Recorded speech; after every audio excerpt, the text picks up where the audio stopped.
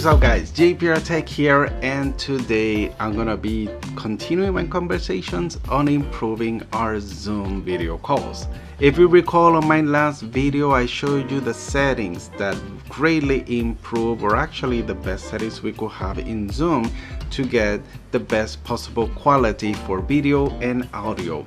And today I'm gonna be stepping out of the camera and out of the computer and talking about some of the things that we could do out here to greatly improve our Zoom quality. Now the first thing we want to do is get some light. Right now I have some really strong backlight, so I close partially my curtains behind me and I turn on the light up top, and it's just a regular spot lamp. There's nothing special about it. It's not a softbox whatsoever, just regular room light, and that's it. That is the only, oh yeah, I forgot that little lamp on the corner, but it's not doing much back there, but lighting up the corner a little bit. But other than that, it's not doing anything. But what we really need to shine some light on is on our face. Now if we were to use a regular room lamp or a desk lamp, this is what's gonna happen. It's gonna be a really harsh light that's gonna create unwanted shadows. We're gonna have clipped areas on our face, and it's just not gonna be a flattering look in your Zoom call. So let's go ahead and turn this off. That's better. What you would really want to do is diffuse the light that you have. Behind my monitor, I actually have a DIY softbox that I made out of parts from the dollar store.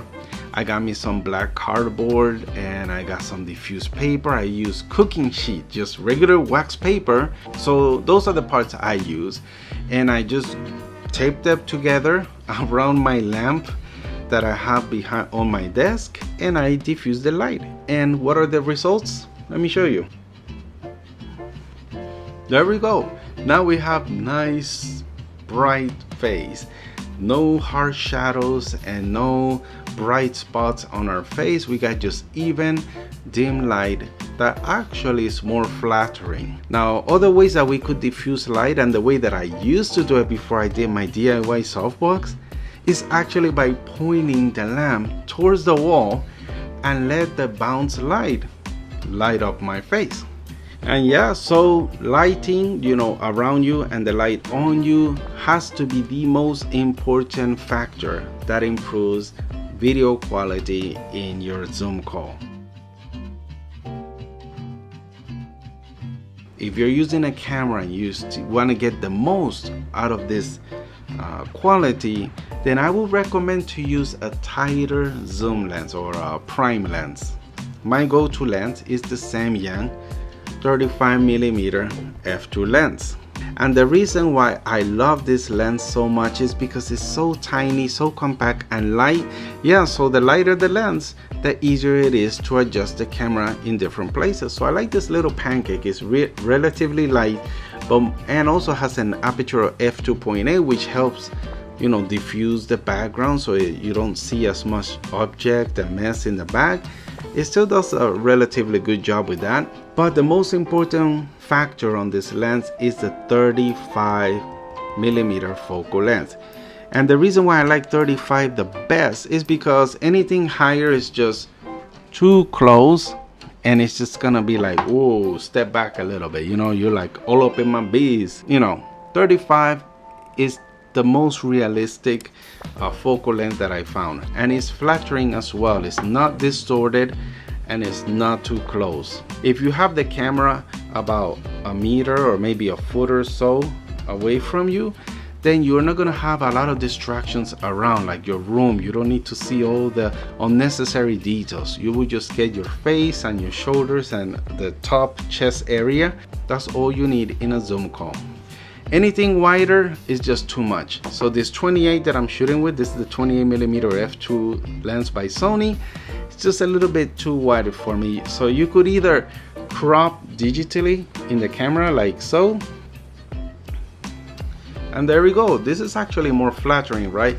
But distortion is still there. The physics of the lens will not change by cropping in digitally. I would really recommend you to just use a good focal length like a 35mm. But I know In YouTube, everybody wants the wide lens, you know, the ultra wide where everything is like an egg.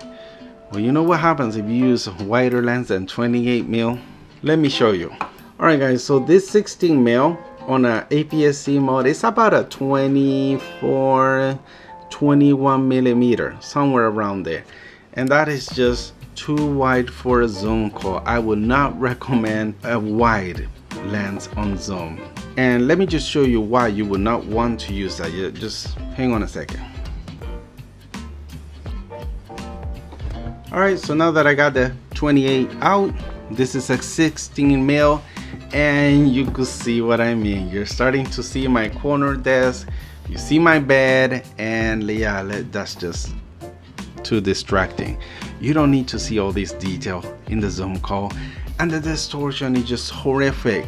And if you add an even wider lens, you know, because YouTubers are like in the 16 mil range, you know. Yeah, if I put this adapter on, this is a 0.75 adapter, ultra wide adapter. It's gonna turn my 16 mil in APS-C into it's about a 17 mil. So it's not quite YouTube level, but it's wide enough. Look at that.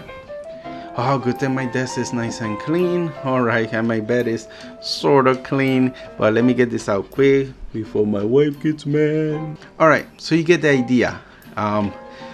Ultra wide is just no, not for zoom calls. So guys, zoom in, crop in, whatever you do, cut off the unnecessary stuff in the background. We don't need to see your plants and your neon lights and whatnot in your zoom call.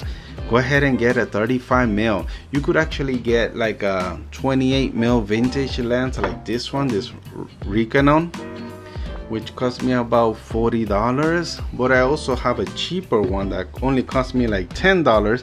This Vivitar f2.5, I believe it is. Yep, Vivitar f2.5. So you get bokeh, you got 28 mil, so it's not too wide and not, it's just good enough for something like this. Let me show you the lens I like to use. This is the Samyang coming up right now. So hang on a second. All right, such a cute lens, right? Look at it, tiny, but it's too wide for zoom.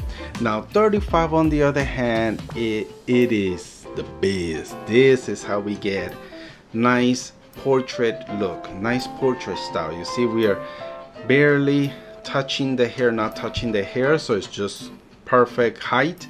And we have the shoulder and top chest area, so you could see our necktie if you're into that thing. So there you have it, guys.